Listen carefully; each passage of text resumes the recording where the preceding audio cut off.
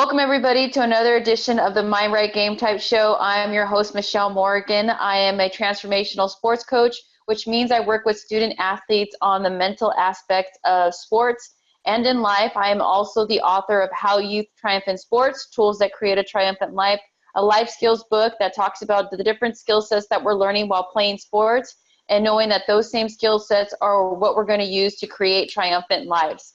I also created a workbook that goes along with the book so that after every chapter there's a reflection piece to go along with the book.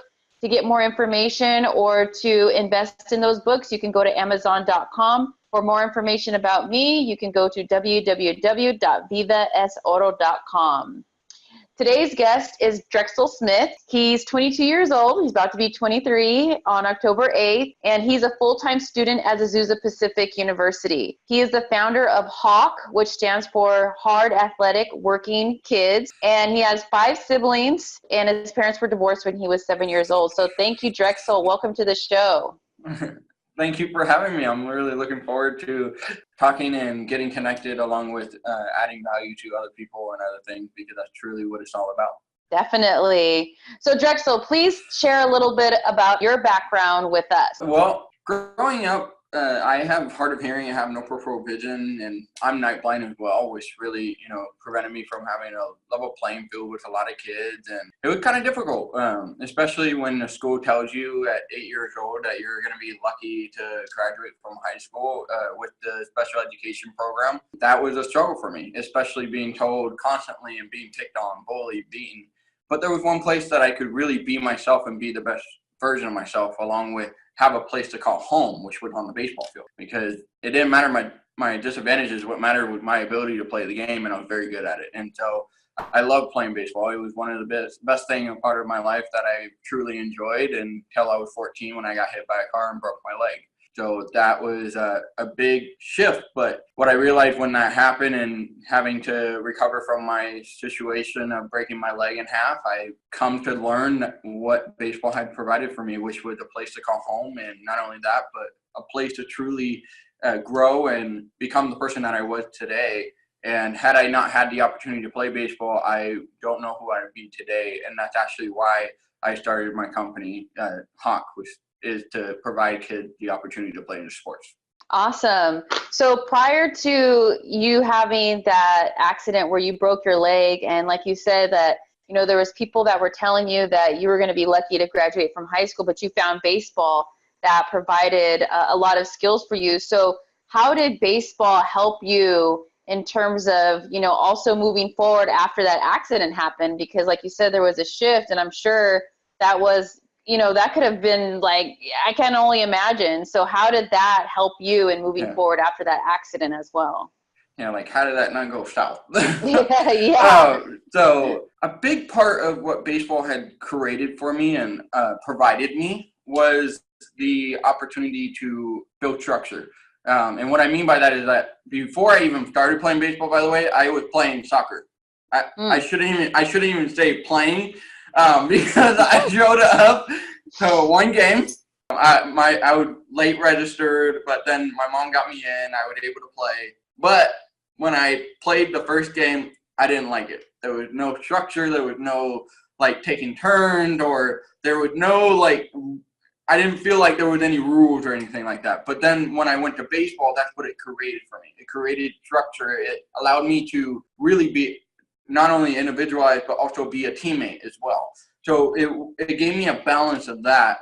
And when you're asking, what did it do for me as far as outside of the sport, it really allowed me to be able to face everything for 2 reasons. One, all those bullied or people who downgraded me or talked bad to me or beaten me up or whatever, I could go on to the pitcher's mound later that day, and I could be like, you're not going to hit off of me. I don't know who you think you are going to pick me at school and not think that I'm going to try to strike you out right now. And so, sure, granted, that might have not been the best, but it was also great to be able to do that, because it gave me the opportunity to prove to them that I was worth something, that I could do something, that I am who I am, and I am athletic, and I am strong, and I am brave to be able to compete and really compete with them regardless of my disabilities and disadvantages that I had. Now, when you're talking about after the accident, what it really helped me was with my leadership skills, with my communication skills.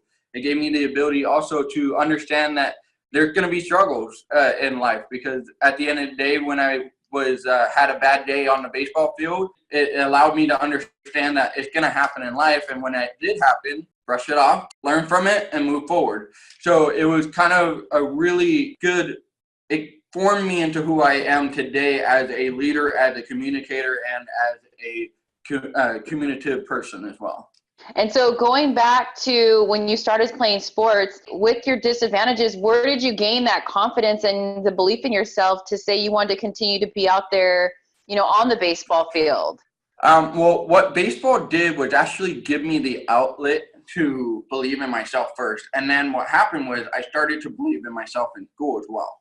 And then I started to believe in all the other aspects of my life. So first it was school, because my coach, he said, Drexel, you have a strong arm. We're going to put you at pitcher and outfield at first because I have a strong arm. He said, that's what you're good at. That's what you're strong at. And when he told me this, I was like, well, what am I good at school? And that was math. So then I was like, okay, what can I do to do better in math? So then you can even ask my second grade teacher. I just started to do all the problems as quickly as I could, as fast as I could. And I was like, I'm going to be the fastest freaking kid in here to solve all these problems. And so then as a result of that, I started to get better and better in math. And I got out of math, at the special education for math, and got taken out of that class into another regular class, which started to continue to build my confidence in believing in myself. And not only that, but I was very fortunate to have my coach who believed in me. And he would always push me and motivate me, not just in sports, but also outside of sports. And because of that, I really want to make sure that no child misses out on that. And that's why I created my company too. It's just, I don't want any child to miss out on the opportunity to know that there's someone there, along with pushing them and helping them and supporting them through their journey as an athlete, as a student, and everything else too.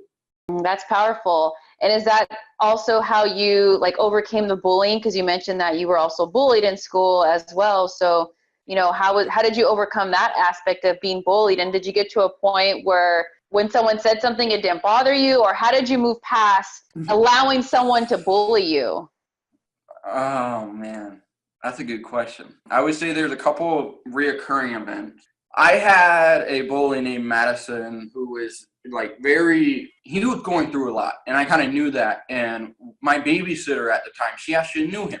She used to babysit for him, and he went through a lot. I'm not going to mention some of the stuff that he went through, but one day he came, grabbed me, and he was going to hurt me. But then I said, hey, stop. I'm like, look, I understand you're going through what you're going through, but understand that I'm not here to hurt you. So I stopped trying to, and I never was fighting back. I never fought back. That wasn't my thing. I didn't like yelling at people or hurting people or doing anything to people. That wasn't my thing. But what I did do was I would try to be nice to them. I would try to do something or find a way that something that they like, so I can interact in something that they like. So that way they weren't so focused on trying to hurt me and understood that I am just like them or knew something about them. Or they saw that, oh, okay, he knows what I like. And so it was kind of an interesting part. And then later on, he still continued on. But then I finally stopped for a minute, and I grabbed him and I stopped him. And then he didn't realize my capability of standing for myself, because I never really stood up for myself. So then I finally was like, look, I can't handle this. This is not cool. I haven't done anything to harm you. In the last month and a half, I've done nothing but things nice to you, and you need to stop. And as a result, he stopped from there.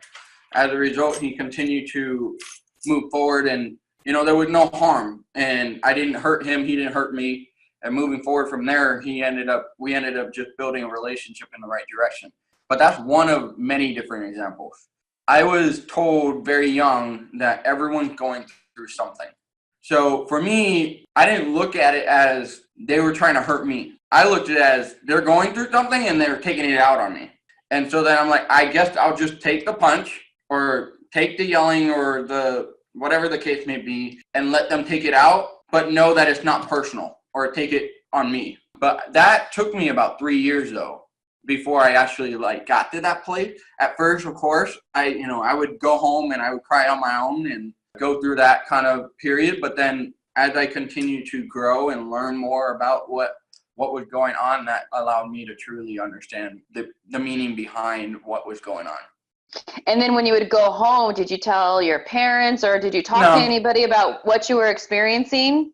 No, my parents and my family didn't even know I was being bullied or picked on or anything like that until I was older, until I started actually sharing about my story and my journey. I've always faced everything by myself, but lately I've been really reaching out to people and asking for help and support. And I think that also changed the last couple 8 months, I would say has changed a lot for me, is I'm not afraid to ask for help anymore.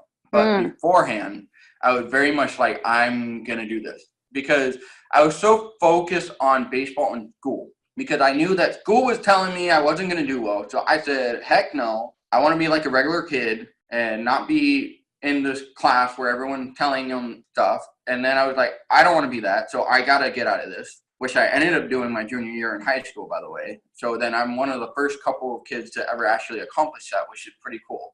I got all of my special education program my junior year and I graduated high school with a 3.8 GPA as a student athlete, running track and cross country as varsity. So it was kind of crazy to do that. But I faced it all by myself because I always felt like I needed to, because I knew that everyone else was going through their own thing, especially in my family and everything. It was just tough.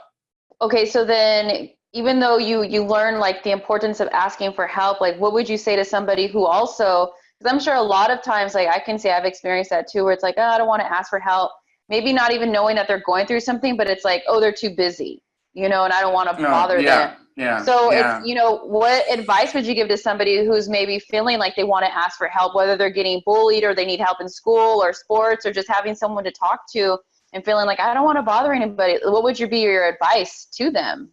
Believe it or not, everyone loves to help people. Everyone, even the darkest people, love helping people if they ask for help. And that's something that I learned the last couple of months, is that I realized when you ask for help, so they want to help immediately, especially if there's someone that you interact with or communicate with or talk to. If you could see it too, that majority of people will even say that you're not bothering me, you're informing me. Because granted, if they can't help you, but they might know someone that can help you. Or it could be that they don't have the time today, but they'll make time tomorrow to talk with you and sit down with you and stuff like that. So sometimes, yes, some people are busy, but people make time for those who are important to them. So if you're trying to reach out to your parents or talk to a close friend and you talk to them and want help from them, they will make the time to be there for you. And I think that is what's important for us to truly understand and connect with and see, because I didn't realize that until later on. I really didn't. And I think had I started to ask for help and stuff like that, it would have been really, really useful. I even call it a tool for me now. Use your tool, Drexel. Use your tool. If you need help, ask for help. Like, that's what I have to remind myself sometimes, because I'm like, I don't know if it's necessarily like an ego thing or more of like, I want to prove that myself that I can do it. So I think that's the hard part for some people too, is like, they don't want to ask for help because they're like, I got to do this and I got to prove it right. But sometimes we have to stop trying to prove ourselves or prove someone else wrong and understand that in order for us to get to that next level or to that next place or into a better place, we have to ask for help. And that's tough. I know it's tough and it's hard, but you'll be thankful the moment that you do, because it's kind of a lift off the chest. And then not only that, but you'll see if it will help you. And that's the other thing too, is that it's scary to say this, but you'll find out who are really there for you when you ask for help too. I've had some people who weren't there for me when I asked for help or support or in that aspect of things too. But then when I made new friends and they were there. So sometimes people think like your longest, closest friends are having the best interest for you, but sometimes that's not the case. Sometimes the newest people who meet you and see what you're going through and are genuinely caring about you will actually have more sincerity or want to be there for you more. So that's something to watch out for too. It's just, and be aware of, because it took a toll on me at first. Like, dude, you're my friend. Why the heck did you not help me or support me? Like, I would have done the same for you. So it kind of like opened my eyes and made me realize, okay, that's okay. So that's the other thing. I would say that was the last thing that I would say is just you'll know who's going to be there for you and who supports you throughout your journey. Right. And I think that what's also important, like what you're saying, is being able to ask for help. Is, I don't think anything is accomplished on our own. Like, we all need something or someone to kind of help us along the way, regardless of what we may think it is. Like, there was someone who played a role, even if it was just a motivation, something they said one day or whatnot. But like you said, people do want to help people, and it's kind of, sometimes we don't believe it because we're creating our own stories in our head as to what they're going to say. So I'm already predicting. Exactly. I'm already thinking, oh no, Drexel, he's always so busy. I just know he's going to say no, and he's busy. I'm not even going to bother asking him. And then little do we know, if I would have asked Drexel, you'd have made time for me. You would have said something, or you could have referred me to someone who could help me in the area that I needed help with. So a lot of the times it's the stories that we make up in our head, not just for asking for help, but just a lot of the things that we do, like even saying that we're not good enough for something, is we're just making it up on our head. We're creating our own story, and then it just holds us back. So once that story pops up, that's gonna like put fear in our eyes. We have to think the opposite, because we can do it, and it's just taking that step forward. And it is scary. But once you do it, you're gonna be like, oh my gosh, what was I thinking all that for? You know, you're going to be so surprised at yourself at all the amazing things that you can accomplish in your life when you just take that step to making yourself better. Yeah, and that's what you covered was great, because if you think about it too, when you're afraid to ask for that help or that support, or even just asking for anything, like if you're asking your coach, hey coach, I would really like to pitch. That was something that I had to face at first. I was like, hey, coach, I want to play second base or shortstop, when he had me in outfield and stuff. And so that was kind of like tough, because I was like, he told me I'm really good with my arm. My arm's strong, so I should be in outfield and pitching. And he knows what he's supposed to be doing. And I don't know if I should ask it. But what I realized was I was like really wanting to get help. And I was like, coach, what can I do to play shortstop a second? And by doing that, it kind of allowed him to think like, okay, Drexel wants to do this, but is he able to? And then he kind of communicates with me about the things that I need to do. Same thing happened when I was trying out for high school. When after my recovery and trying to try out for the school, the first year I failed because I tried to do it all by myself. Second year I got a coach, and him and I met once a week, and he was helping me, and we were getting far along, and we got very far and very well. And one day I finally was like, coach, I suck at pop flies. Like, I was just like, I can't do this. Like, this really sucks. I don't know what to do. And had I not asked for his help, I wouldn't have never found out the better and proper way for me to guide myself into catching the high pop flies, because of my vision and everything, it was a little bit difficult. But in high school, in middle school and junior high and, younger, the pop flies aren't all that high. You're good. But then the higher they went, I was like, where did it go? I'm like, where did that thing go? So it's just it's a different shift. It really, it's crazy and scary when you first say, I need help. I don't know what to say or do. And that's the other thing too. If you don't know what to say, just say, the first thing you can say is to that person, like, I need help. Like, even if you just blurt that out, they're going to be like, what do you need help with? I did that once. I just blurted out. I was like, I need help. Like, and I told that to my mom. I was like, Mom, I need help. And she goes, what do you need help with? Like, it's a scary moment, but at least now they have their full attention, and they fully are like engaged with you as well too. But be careful sometimes, because sometimes that can scare the heck out of people. Just make sure that you do it with the intent that you're going to actually talk to them. Yeah, and even going back to where you were afraid to ask the coach, like, you know what, I want to be the pitcher. And also, to be honest too, with asking for anything or support or help, is you might be told no, but that is not, it's not, sometimes it's the rejection, is that what we're afraid of. But just know that the no is going to get you closer to your yes. Like, okay, I know that you can't help me, so now I know I need to ask someone else.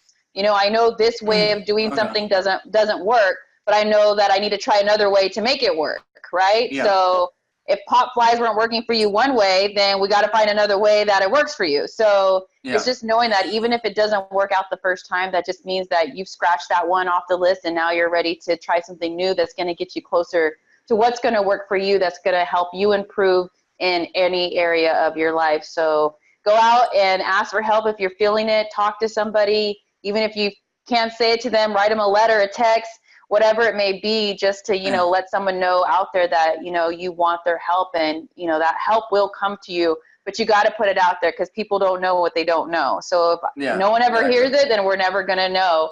So also moving forward, like you said, like you got out of the special education classes as well. So that's very like powerful and impactful to hear that, because for me, I've never heard that story. So how did that work for you? And, you know, was it a mindset thing, or what motivated you? Was that a goal of yours, or how did that happen for you?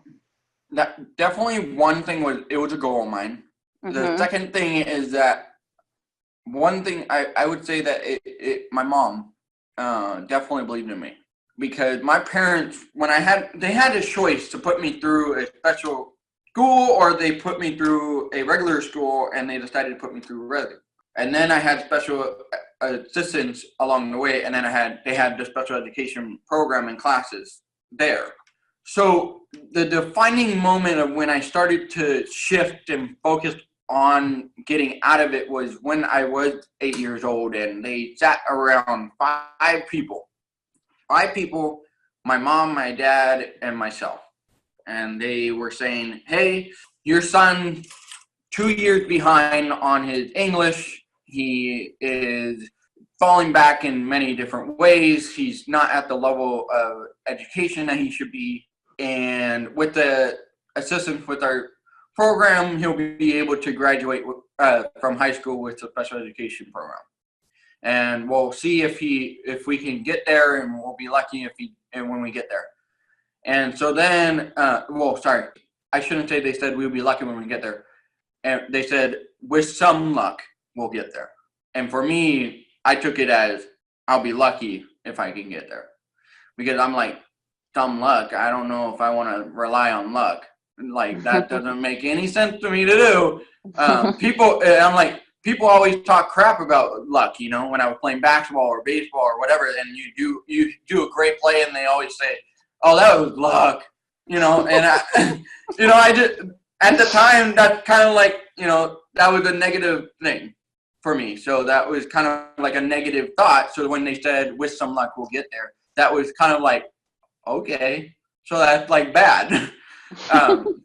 So then my mom and my dad started to have me read more. They try to get me to do more. My mom was very active in having me go to tutoring and get assistance and stuff, which was pretty difficult for her, because I have 5 other siblings. I have 2 other siblings with my mom, because they were divorced. So my mom, she was taking care of my younger brother, sister, and I. And so it was hard for her capacity-wise, because physically she can't keep taking me to all these different places.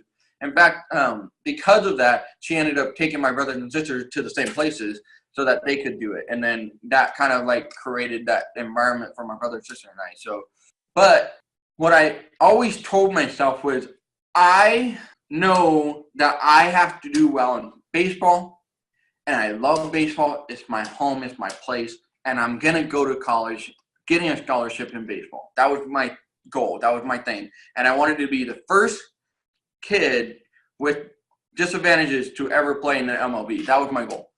That was like what I wanted to accomplish. And so then So then that was always my thing. I told myself every single day that. I didn't know that at the time, I didn't know that was what you're supposed to do. Like, because I knew what I was going through and I just didn't want to be in that negativity. I always been a positive kid. I don't know where I got that from, but I always was thinking about where I'm going, where I'm heading, what I'm doing, and what I got to do to get there. When I was thinking about like the different stuff that I was going through, I was always thinking about, this is what I'm doing it for. So I always had my why, my reason, my goal. And so that kind of helped me in a big, big, big way, because I was like, I don't want to be the kid that is, treated differently. I didn't want to be the kid that was picked on. I didn't want to be the kid that was bullied on and everything else. So I said, I got to get out of this place and be in a place where everyone else is at.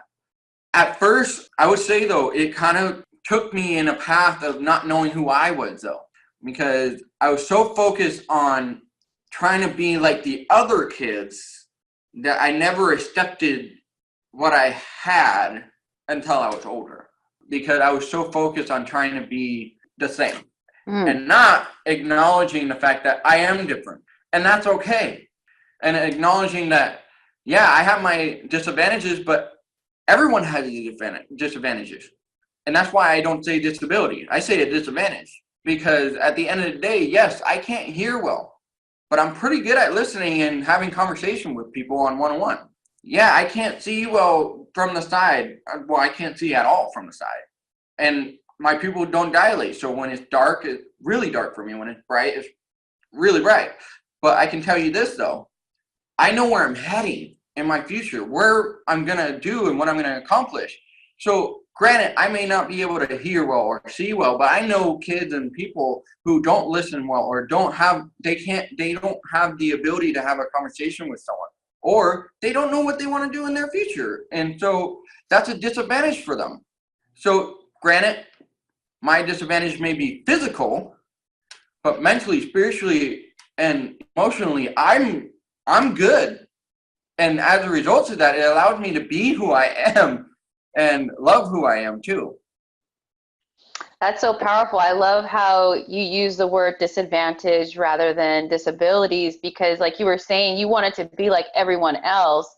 And yet we all can probably talk about a disadvantage that we may have, whatever it may be. And so that's why as people, we're all connected more than we think we are, and we think how different we are from each other, because we all can talk about something that we may think that was holding us back, but at the same time, we find it within ourselves to know who we are and what our gifts are to actually propel us forward. And that's something that all of us have. Everyone has a gift that, creates our advantages no matter what it is, because you can say, because of your hearing and your sight, I can say, well, I love playing basketball and I'm 5'2".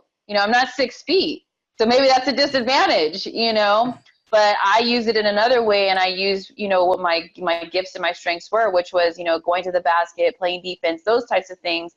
And I made it an advantage for me to earn a scholarship. So we can all think about like, I'm not good at this, or this is going on. That's a disadvantage, but what can you create?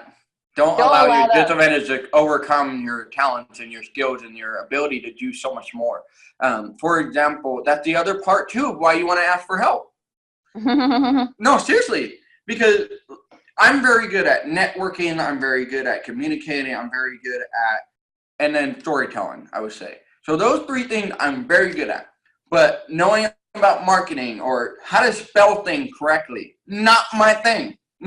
So I asked for help. I asked for my aunt, who's she does editing for newsletters and stuff like that. So she checked my work now, and she tells me, yeah, that's a misspell, or that grammar is wrong, or something like that. But then she helped me still continue to move forward in the right direction.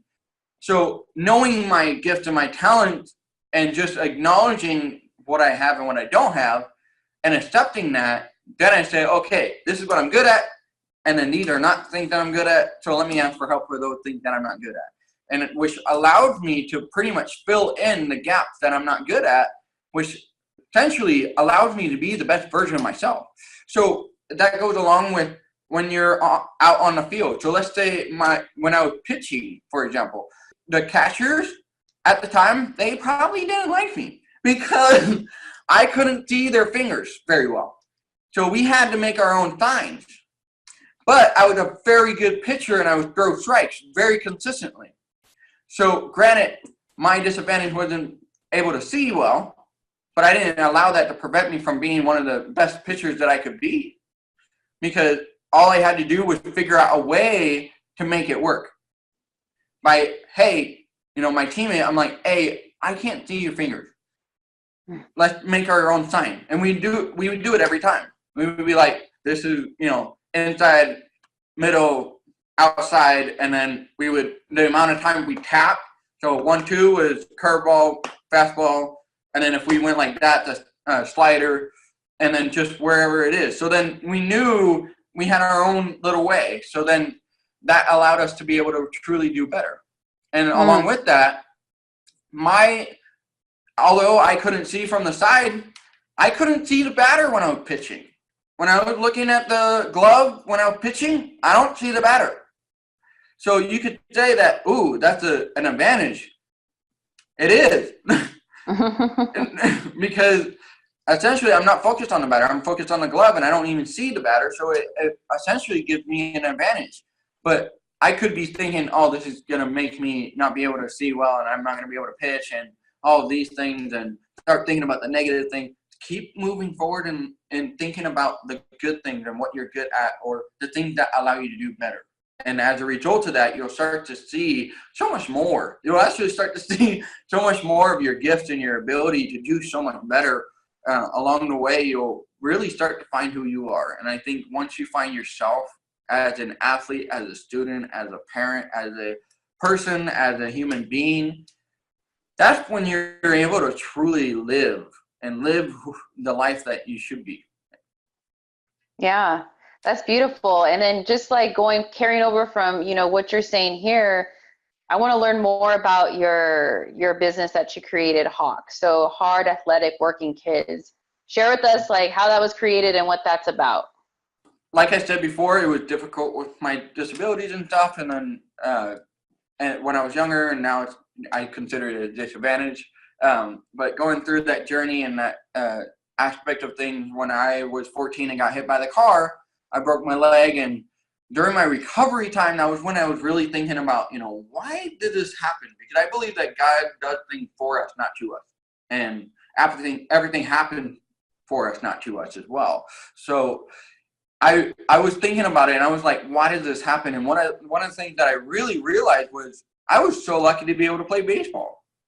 Because financially, capacity-wise, it was a struggle for my parents. We still were able to eat and do stuff, but it was still, I couldn't just get a brand new glove when I needed it or anything like that. We would wait for my birthday or something like that for a special occasion for new equipment and stuff. So had I not had the opportunity to play baseball and have a place to call home and give me the ability to compete and do better and be better too, I don't know who would I be at that time. So then I started to think about, what about all the kids that don't get to play in sports? So then that's what allowed me to really think of, I want to start a nonprofit organization.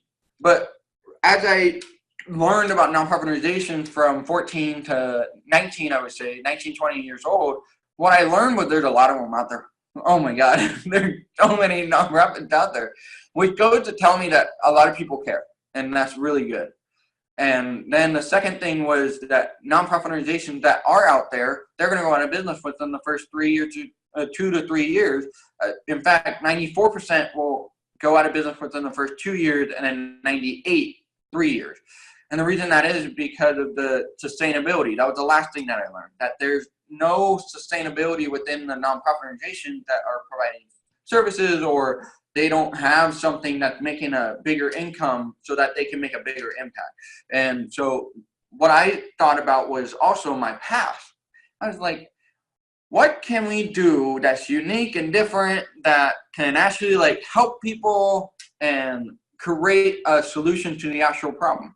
And what I realized was the problem isn't the kids missing out in sports and not getting into sports, because there's a lot of programs out there that are getting them into sports.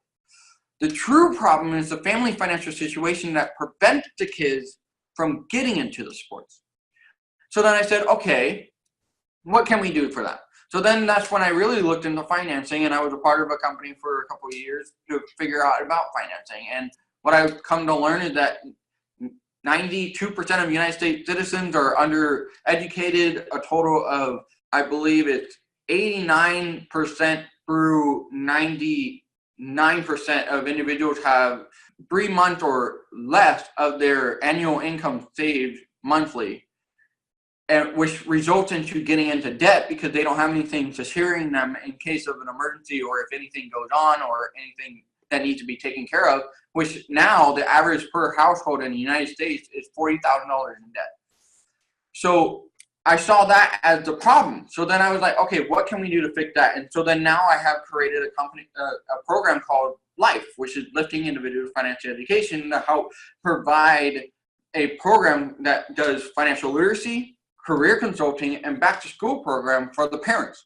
And while the parents are going through the L.I.F.E program and getting the help to get back on their feet financially, the kids, I wanted to add value to the kids and add value to the parents by providing the kids tutoring, daycare, sports training, and then financial literacy so that they know about financing as they grow up and get into the right direction. And then also leadership skills, social skills, so that they can start building independent living skills.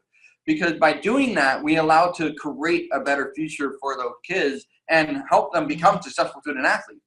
So not only are we getting them into sports, but we're also providing a facility to help them get into the right place in the right direction. And so instead of doing what most nonprofit organizations do, where they go a parent apply, and then the second thing is that the application gets approved, and then the company pays for the entry fee for the parent, and then that's it. And then the following year they repeat, because 97% of the family financial situation is going to be the same this year going into next year. So by us going the extra mile, so after it's approved and then putting the parent through the L.I.F.E program and then helping the kids with our H.A.W.K program, they're going to be able to get back onto their feet. And so we are not only providing the tutoring, daycare, sports training, social skills, leadership skills, and financial literacy for those who are going through the program, but also for those who can afford our services. And that's going to help us sustain ourselves too. And so after putting that together, I did a survey of 250 parents. And out of those 250 parents, 94% of them would love a place like ours. But 82% said that I wouldn't be able to get your child to our facility. They couldn't get them because they're at work or they need to do stuff. And so then now we're going to be providing transportation in the morning from 5 a.m. to 8 a.m. And we'll take them to school for their child so that they can get to school safely while the parents are heading to work. And we'll pick them up from school afterwards and bring them to our facility so that the parents are no longer having to worry about their child and can start focusing on themselves, developing themselves, and getting back onto their feet financially, physically, emotionally, and spiritually. And that will allow them to truly get back onto their feet rather than just feeding them a fish. As we all know the analogy, you can give a man a fish, or you can give a man the education of fishing for himself so he can feed himself for the rest of his life. So that's kind of the concept that we're going with. Is we're not going to be a nonprofit organization or a organization that provides just to feed the family and have them depend on us. We want to provide them the education, the tools, the equipment to be able to get back on their feet, because by doing that, they're no longer needing our services and can truly live the life that they should be. That is so impactful and powerful. And I love the concept of having programs for the parents. So like you said, that there's something that they can create like for themselves, and they can pass it on to their children. But first of all, it's also like, helping themselves as well, because they tell you got to put your oxygen mask on first before you put on someone else's. Yeah. So it's like the concept is there, and then you also are helping the kids as well. So is there a website, or how do we get more information on the programs that you're offering? Well, right now we're still in the building stage, which is pretty exciting, and I'm really looking forward to it because we over the summer I had 121 meetings. It was a lot. Oh, so yeah. in a time span of 2.5 to 3 months, I had a lot of meetings, and I was putting together my team, getting sponsorship, business partnership, and I've been able to truly put together a team, and it's looking like we're going in the right direction, and I'm really excited for that. And I was able to get a total of 7 people on my board now, and then I also have a total of 6 volunteers, 2 people who want to become full-time once we're able to have the funding to pay them and stuff. And then we also have a total of 2 sponsorships, 2 business partnerships as well. So it's pretty exciting to have those things coming along in the right direction. Right now, we're actually focused on raising the fund of $1,750, so $1,750 right now, because we need to get our 501c3, which allows us to start receiving those sponsorships and receiving donors and people who want to donate to the program, which is pretty exciting. So we actually have our GoFundMe account, which is over at you can go to GoFundMe.com and you can actually search us up at Hard Athletic Working Kids, and you'll see my story again and a little bit more about it, and you can donate there to the program. Or you can go to our social media platform over at onto Instagram. We're at H.A.W.K, and by going to there, you can see our page, which is pretty exciting, and you'll see some information on there, and you can actually click on the GoFundMe account through that way as well, if you don't want to search it, because I know sometimes it's kind of hard on GoFundMe to find the thing, but we have the link on our social media. Awesome. Well, that's great. So we'll definitely have to check that out, and I'll make sure that the link is, appears in the description of this video as well as on this video. So you'll see all the links to get in contact and go ahead and donate to H.A.W.K and get the program started and get it moving to go out there and help support and empower the people in our communities. So that's great. Thank you, Drexel. And thank you, Drexel, for coming on the Mind Right Game Tight show. I really appreciate you being on. I'm really excited to have met you and learning about all the exciting things that you're doing and just the language that you're using. It's empowering, and your story is empowering and inspiring as well. And just one more thing before you go, you just have to finish this sentence. I am grateful for. Ooh. I'm grateful to have the opportunity to even live.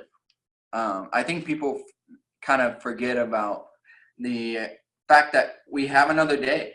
We have another day to go after our future and our dreams and our goals and what we want to accomplish. So I'm thankful to have the opportunity to live another day, because I don't know if I'm going to wake up tomorrow, and I'm thankful that right now I'm alive. I'm able to share my story. I'm able to impact people. I'm able to truly continue to do what I love. Awesome. Thank you so much, Drexel. Thank you, everybody, for tuning in to this episode of the Mind Right Game Tight show. Go ahead and hit the subscribe button so you're always catch up and are aware of the new interviews that come out. Have a great day and treasure yourself and shine.